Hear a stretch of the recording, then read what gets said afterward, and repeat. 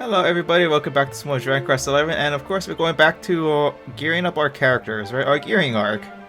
Alright, so last time we geared up Sylvando, right? And he is looking pretty fabulous, right? So this time we have Rab. Now Rab is the one that I'm the most afraid of to gear up. Not because I don't know what it is, I don't know exactly what it is you need for him, but because he's the one I use the least, right? And I really want him to be really strong. So I hope that when he's geared up properly, he feels like it fills in some of the blanks that I'm getting from him when I use him. Let's see. I know he had one of his staffs. His staff is obtained in Tekken 10 Hall of Remembrance, and if you don't know, that's where I got blasted in. So we're not going there to get it. But Veronica's one works as well, so let's try to get that. But so let's just do all this stuff. I don't know exactly how I'm supposed to be doing this though. Let's see, for Dreppin, Heavy Wand.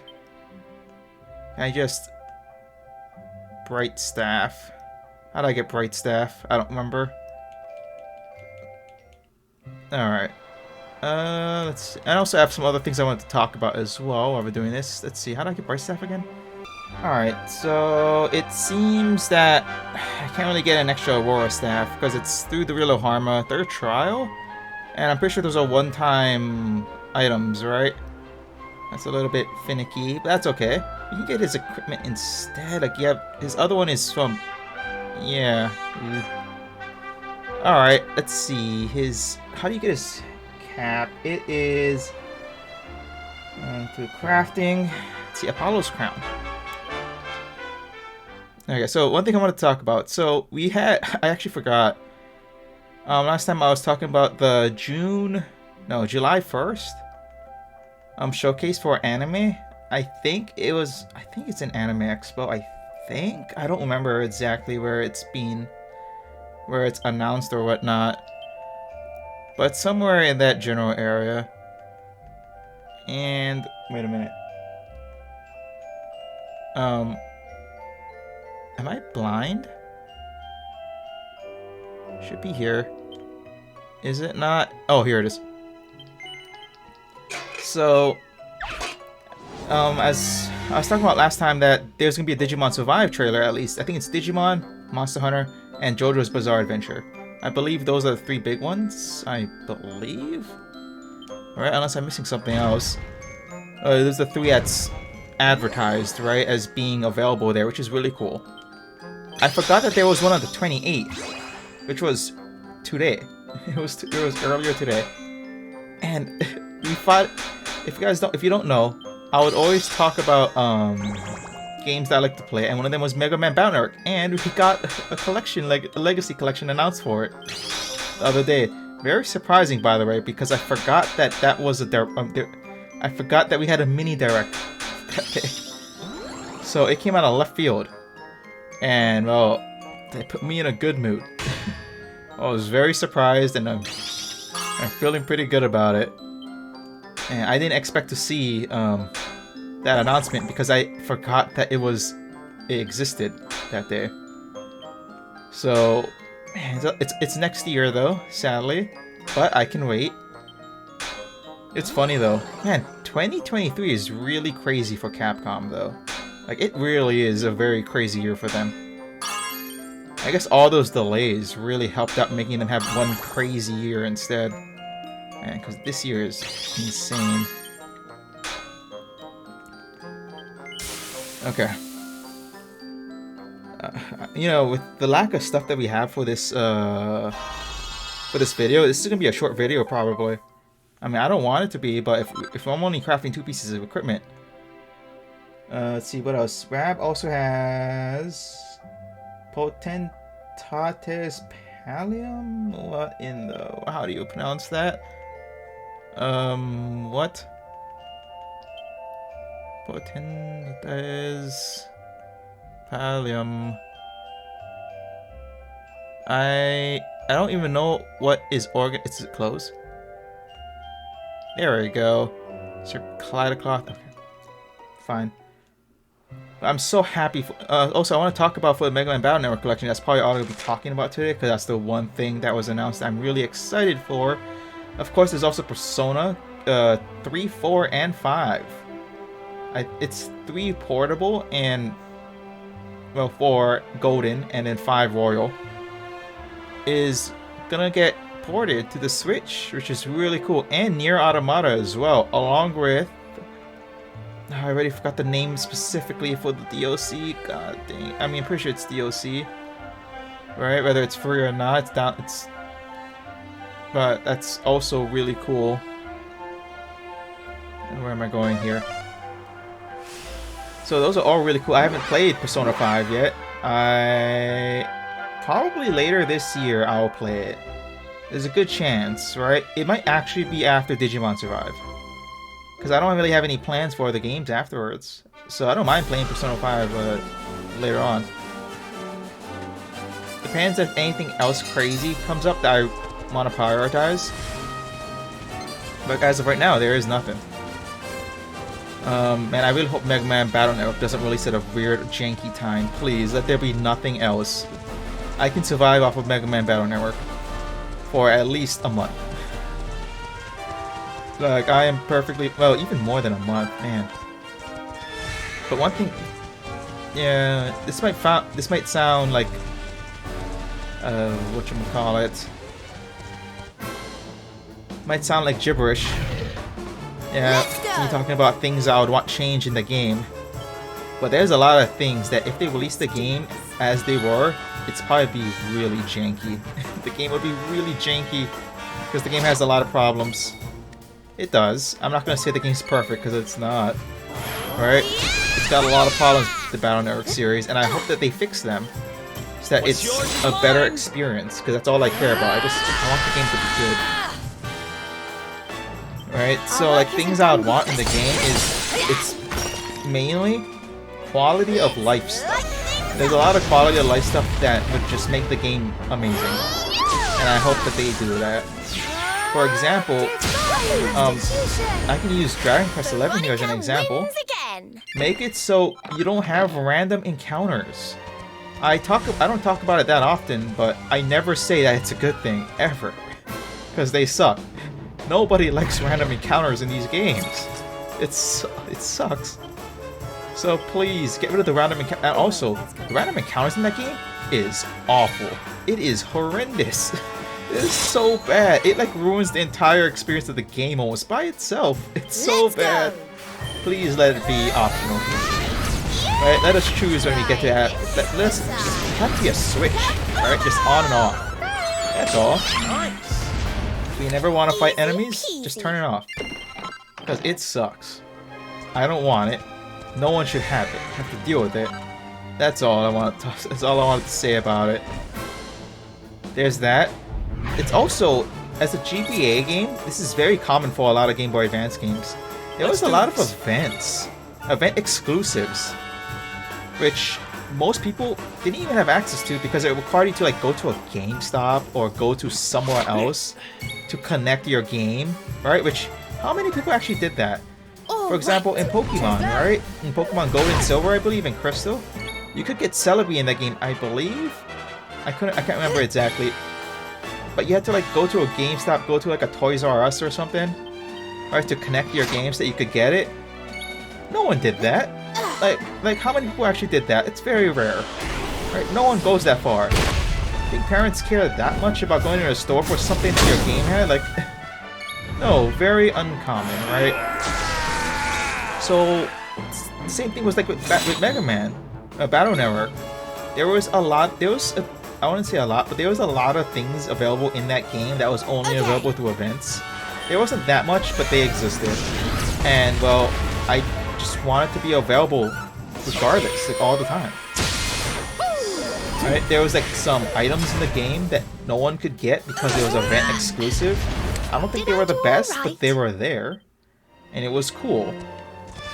So I would want that to be in the game as well. And also, it's a Battle Network game, right?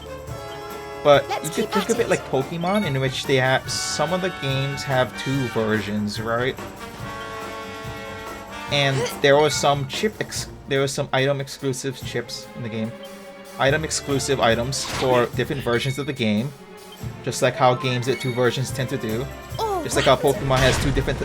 There's some Pokemon that's only available from 1 version, vice versa, and all that. I don't like that. At the very least, because you have to trade it with a friend. Guess what? Not a lot of people have friends in walking distance. Not very common. How many people did you know that was Battle Network fan? No. Very rare. You find them on the internet, right? I mean, hopefully we get like some network trading features. That would be cool. I'd appreciate that. So we'll probably get rid of this problem. But if not, just make it so chips are all available regardless of the version of the game. Or make it so you can trade with yourself. Because the Legacy Collection has all the games available, so it lets you switch between the different versions of your game. That'd be cool. I don't know. Like, just nice quality of life stuff really makes a huge difference, I think. Alright, let's go to the Sniffleheim, turn this in, and then, yeah, craft our armor for our boy Rab. I mean, funny enough, I don't want this video to be insanely short, but if that's all we're doing, that's kind of not much. I want to get a better wand for him. Hall of Remembrance, jeez. Getting that item is gonna be a pain. Alright. So what else would I want from Battle Network?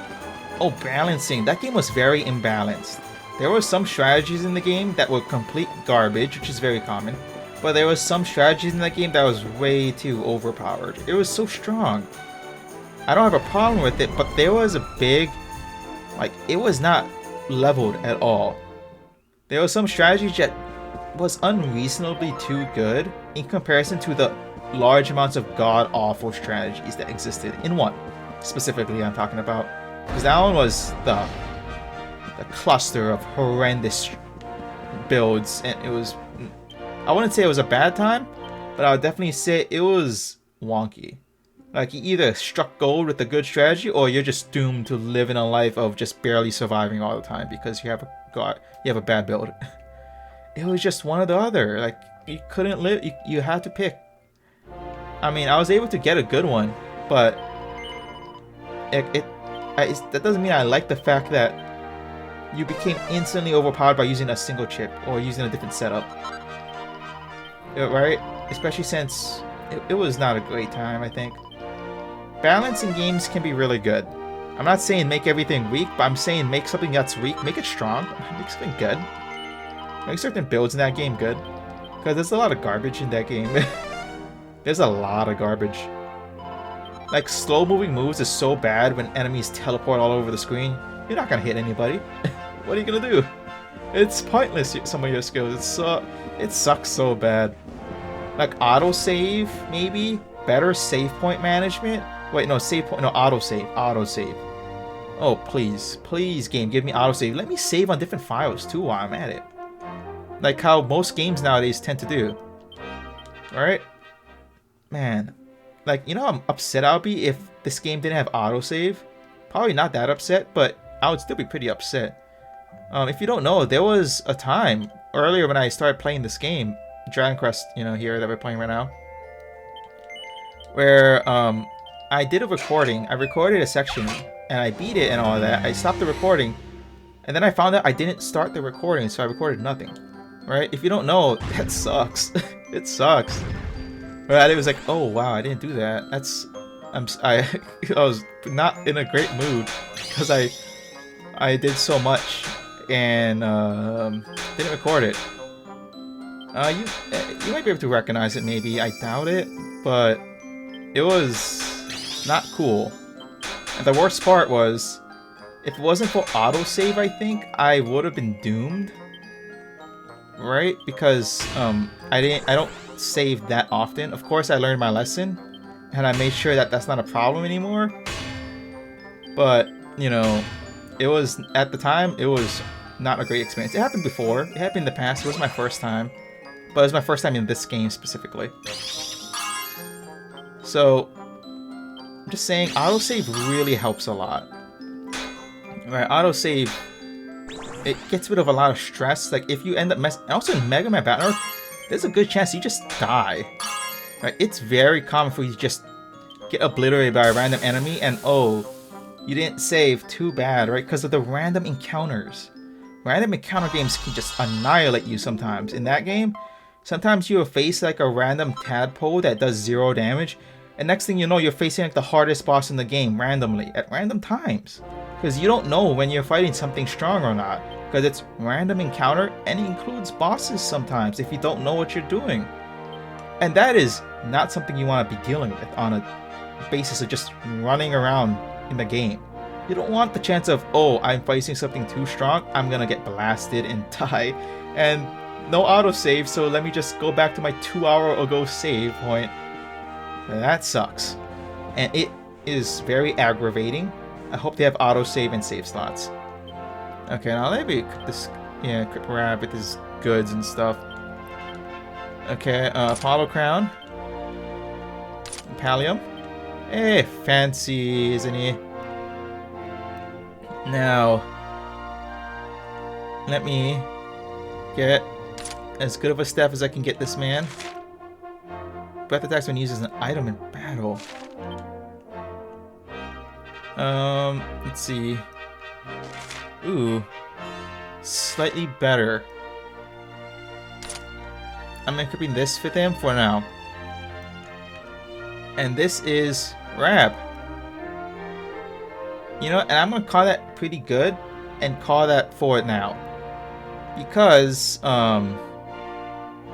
the last equipment is from that place we're stuck at in Tickington, and I don't want to finish it because it's a very difficult fight and I want everyone to be built for it. I consider that like one of the hardest fights in the game, or annoying at least.